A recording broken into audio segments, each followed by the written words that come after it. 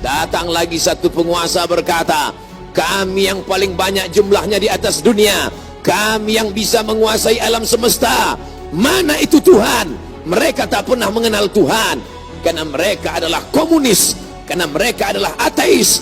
Agama bertentangan dengan komunis, agama bertentangan dengan keyakinan ateis. A tidak, T Tuhan, is keyakinan, ateis keyakinan yang meyakini tidak ada Tuhan. Mana itu Tuhan? Tidakkah kita melihat ucapan mereka sama seperti ucapan Fir'aun, yang keluar dari mulut mereka sama seperti yang keluar dari mulut Namrus? Mana kuasa Allah? Allah mengirimkan bakteri-bakteri kecil, kuasa itu pun roboh, hancur, berkeping. Bismillahirrahmanirrahim. Dikutip tribunnews.com dari Daily Star, Jumat 21 Februari 2020, sebuah rekaman video menunjukkan kelompok belalang terbesar di dunia mencoba menyerang Cina. Sebelumnya, ribuan belalang tersebut telah merusak jutaan hektar tanaman di seluruh Afrika Timur dan kini telah mencapai perbatasan Cina. Sebuah video pendek menunjukkan ribuan belalang itu sudah mencapai di perbatasan Xinjiang di barat negara pada 15 Februari 2020. Belalang tersebut terbang melintasi Laut Merah ke Eropa dan Asia dalam beberapa hari terakhir. Negara yang berbatasan dengan Cina seperti Pakistan baru-baru ini juga menyatakan darurat nasional setelah ribuan belalang menyerbu kawasannya. Meski demikian, Cina mengklaim telah melakukan antisipasi untuk menahan gempuran miliaran pasukan belalang. Mereka mengklaim teknologi modern yang mereka miliki bisa menahan ribuan belalang yang mengacaukan Afrika tersebut. Seorang pakar menuliskan keberadaan belalang itu bisa menimbulkan ancaman besar ke Cina, Thailand, Laos, dan Vietnam. Sebuah rekaman video menunjukkan kelompok belalang terbesar, miliaran mungkin jumlahnya, di dunia sedang menyerang dan menyerbu Cina dalam beberapa saat lagi. Wa kana mulkuhu arba'ami'ati sanah. Begitu disebutkan dalam kitab sejarah. Wa kana mulkuhu arba'ami'ati sanah. Dia berkuasa 400 tahun lamanya. Penguasa tunggal syarqan wa gharban, dari mulai belahan timur dunia sampai ke barat, tunduk dalam kekuasaannya. Lalu kemudian datanglah Nabi penyeru kepada tauhid menghadap penguasa yang hebat, raja segala raja di atas dunia. Menyembahlah kepada Allah. Lalu apa jawabnya? Dengan sombong dan angkuh dia berkata, Arabbun ghairi, Arabbun ghairi, adakah Tuhan lain selain aku? Adakah yang lebih berkuasa di dunia ini selain aku? 400 tahun membuat dia merasa bahwa dia Tuhan, sampai-sampai keluar dari mulutnya, Arabbun ghairi, adakah Tuhan selain aku? Lalu kemudian apa yang terjadi? Allah subhanahu wa ta'ala mengirimkan ba'udah. Dalam Al-Quran Allah mengatakan tidak malu menciptakan ba'udah, nyamuk. Innallaha la yastahi ayyadriba masalam ma ba'udah. Allah tidak malu menciptakan seekor nyamuk, wa ma fawqaha, lebih kecil daripada nyamuk. Apa yang terjadi? Nyamuk itu masuk ke dalam lubang hidungnya, terus ke dalam batang hidungnya, sampai ke otaknya, dan nyamuk itu pun menggigit otak di kepalanya. Lalu kemudian dia mengambil martel memukul-mukul kepalanya, sampai orang-orang di sekelilingnya menyangka dia gila, sampai dia habis usaha, makin sakit, tak dapat dirasakan, tak dapat diceritakan, tak dapat diungkapkan bagaimana rasanya, dan akhirnya dia pun mati. Dicatat dalam sejarah, dia bernama Namrus. Begitu Allah bercerita tentang orang-orang angkuh dan sombong. Dia tidak mati disambar petir, dia tidak mati ditimpa batu besar, dia tidak mati karena sesuatu yang hebat, tapi dia mati karena makhluk yang hina, yang kita pun dapat membunuhnya dalam satu kali tepukan berpuluh nyawa nyamuk. akan mati. Tapi begitu Allah Ta'ala ingin menunjukkan kesombongan, keangkuhan orang-orang yang merasa dirinya Tuhan, jawabannya adalah kuasa Allah Subhanahu wa Ta'ala. Hari berganti, musim berubah, dunia ini diisi oleh orang-orang yang angkuh dan sombong. Selesaikah dunia dengan matinya Namrus? Tidak. Lahir lagi generasi yang lebih canggih daripada Namrus, lebih kejam daripada Namrus. Apa yang dia lakukan? Yuzabbihuna abna'ahum wa yastahyuna nisa'ahum. Lebih sadis daripada Namrus. Anak laki-laki disembelih hidup-hidup, anak perempuan dibiarkan karena tidak melawan. Anak laki-laki yang dia nampak dalam mimpinya akan menarik mahkota kekuasaannya, anak perempuan dibiarkan melahirkan. Sampai pada akhirnya ketika dia berkata dengan lantang, kalimat berbeda, substansi makna yang sama, ana rabbukumul a'la, ana, aku, rabbukum, Tuhan kamu, a'la, yang paling tinggi. Ternyata kekuasaan boleh bisa merubah makhluk merasa menjadi khalik. Orang kalau sudah terlalu lama berkuasa, melihat manusia tertunduk-tunduk ketakutan, maka berubah dalam dirinya, berkata, kaulah yang paling berkuasa, engkau adalah Tuhan. Itu pernah terjadi pada Namrus dan menular kepada Farao. Al-Quran menyebut dia Fir'aun. Ana, aku, Rabbukumul a'la, Tuhan kamu yang paling tinggi. Bagaimana cara Allah mematikan Fir'aun? Diceritakan dalam Al-Quran. Falamma adrakahul gharaqu, ketika dia tenggelam di tengah laut merah, masuk air itu ke dalam tenggorokannya dan masuk ke dalam lehernya, terus ke dalam dan masuk ke dalam paru-parunya. Sebodoh-bodoh anak kecil tidak akan ada air masuk ke dalam paru-parunya. Anak kecil yang belajar minum, kalau sampai air masuk ke dalam saluran nafasnya, dia pasti akan tersedak. Tersedak adalah kuasa Allah. Kenapa? Karena ada saluran nafas, ada saluran minum.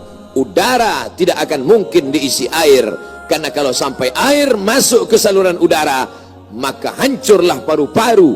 Allah ciptakan satu kuasa bernama tersedak. Tersedak adalah kuasa yang paling ringan. Anak kecil yang tak ada daya upaya pun pasti akan tersedak. Tapi Allah ingin menunjukkan kepada Fir'aun, jangankan untuk menggenggam dunia, jangankan untuk membunuh Musa, jangankan untuk mengejar Bani Israel, untuk tersedak pun kau tak kuasa, wahai Fir'aun. Apa yang terjadi? Fir'aun mati. Kenapa Allah mematikan Fir'aun dengan air? Kenapa tidak dengan batu? Kenapa tidak dengan petir yang menggelegar? Mengapa dengan air? Karena dulu bayi yang tak berdaya itu dihanyutkan ke tengah air. Wa auhayna ila ummi Musa, kami wahyukan, kami ilhamkan, kami bisikkan ke hati ibu Musa, an ardi'ihi, susukan anakmu. Fa in khifti alaihi, kalau kau takut anakmu ini akan disembelih Fir'aun, fa alqihi fil yammi, hanyutkan dia ke sungai. La takhafi, jangan kau takut, wala tahzani, jangan kau sedih, inna radduhu ilaiki, kami akan mengembalikannya kepada engkau sesuai dengan cerita yang kami kehendaki. Waja'iluhu minal mursalin, dan kami akan menjadikan dia salah satu daripada rasul yang kami pilih. 5 di antara rasul itu, salah satunya adalah Musa alaihi salam. Musa, bayi yang tak berdaya, dicampakkan ke laut, dicampakkan ke sungai Nil, selamat. Bayi yang tak dapat berenang, bayi yang tak ada kuasa, bayi yang tak ada daya upaya, selamat di atas air. Tapi penguasa, raja di atas raja, segalanya bukti-bukti kuasanya sampai hari ini menjadi bukti. Satu di antara 7 keajaiban dunia adalah piramid yang dibangun oleh Fir'aun. Tapi ternyata air yang dulu menyelamatkan bayi Musa, air yang sama menenggelamkan Fir'aun yang amat sangat berkuasa.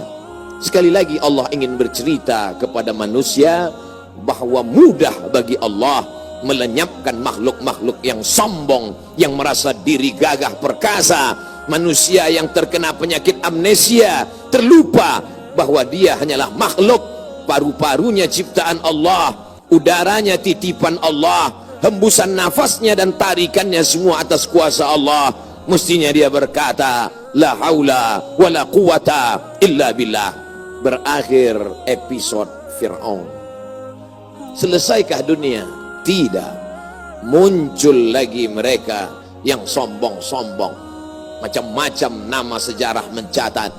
Abu Lahab dengan bangganya berkata, sebelum Abu Lahab datang lagi seorang pria perkasa dengan tentara bergajahnya bernama Abrahah. Dia ingin memindahkan Ka'bah karena baginya bisnis di Makkah harus dialihkan.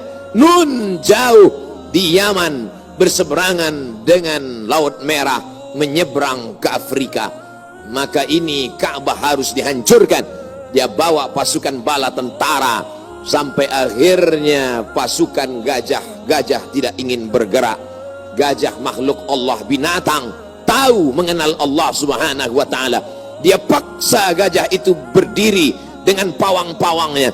Akhirnya gajah itu berjalan karena amat sangat terpaksa dan di bawah tekanan. Sampai akhirnya apa yang terjadi? Datang Abdul Muttalib membawa kunci Ka'bah. Dia serahkan kepada Allah. Dia katakan di depan pintu Ka'bah, inna lihadzal baiti rabban yahmi. Sesungguhnya Ka'bah ini ada Rabb, ada Allah yang menjaga dan memeliharanya. Bukan aku yang menjaganya, kuserahkan kepada penjaganya. Inna lihadzal baiti rabban yahmi. Sesungguhnya Ka'bah ini ada penjaganya, kuserahkan dia kepada engkau ya Allah. Apa yang terjadi? Fa arsalna alaihim tayran ababil. Kami kirimkan kepada mereka burung ababil yang dibawanya tarmihim, melontar, melempar mereka pasukan Abraha bergajah bihijaratin, dengan batu-batu min sijil, yang dipanaskan di atas api neraka. Apa yang terjadi pada pasukan Abraha? Faja'alahum ka'asfim ma'kul. Mereka seperti daun-daun yang dimakan ulat. Tahun peristiwa itu terjadi disebut dengan Amul Fil, tahun gajah, tahun kelahiran Sayyidina wa Maulana Muhammad sallallahu alaihi wasallam. Hari berganti, musim berubah, isi dunia sebenarnya itu-itu saja, namanya berbeda, tapi sebenarnya makhluknya itu-itu saja. Dia pernah bernama Namrus, dia pernah bernama Fir'aun, dia pernah bernama Abraha. Selesaikah dunia? Belum. Dunia terus berlanjut, melahirkan makhluk-makhluk. Ada yang rendah hati dan tawadu, ada yang zuhud dan ridha, ada yang mencari kemuliaan Allah, ibtigha'a mardatillah. Tapi ada yang dititipkan harta dan kuasa. Pertama dia merasa dia punya, lama-lama dia merasa alam semesta pun bersimpuh sujud di kakinya, karena dia lihat tidak lagi ada orang yang berani mendongakkan kepala, tidak lagi ada yang berkuasa, tidak ada lagi yang berani bersuara keras, lantang, semuanya ketakutan. Sampai akhirnya dia berkata dalam hati, aku adalah penguasa jagat raya. Kemana mereka semua? Mati. Ketika penguasa-penguasa dunia modern dengan kecanggihan teknologi berkata, kami bisa menangkal gempa. Gempa sebagaimana apapun kuatnya bisa kami atasi. Ternyata begitu ujian Allah itu datang, bangunan yang mereka bangun porak-poranda, hancur berkeping. Datang lagi satu penguasa berkata, kami yang paling banyak jumlahnya di atas dunia, kami yang bisa menguasai alam semesta. Mana itu Tuhan? Mereka tak pernah mengenal Tuhan, karena mereka adalah komunis, karena mereka adalah ateis. Bagi mereka agama itu hanyalah candu. Orang yang terkena narkoba bagi mereka sama dengan orang yang dimabuk oleh agama, karena bagi mereka agama ini hanya opium saja. Manusia yang stres, manusia yang depresi, lalu dia menjalankan agama, agama bertentangan dengan komunis, agama bertentangan dengan keyakinan ateis, tidak, Tuhan, keyakinan ateis, keyakinan yang meyakini tidak ada Tuhan. Mana itu Tuhan? Tidakkah kita melihat ucapan mereka sama seperti ucapan Fir'aun, yang keluar dari mulut mereka sama seperti yang keluar dari mulut Namrus? Mana kuasa Allah? Allah mengirimkan bakteri-bakteri kecil, kuasa itu pun roboh, hancur, berkeping. Barakallahu li wa lakum fil Qur'an.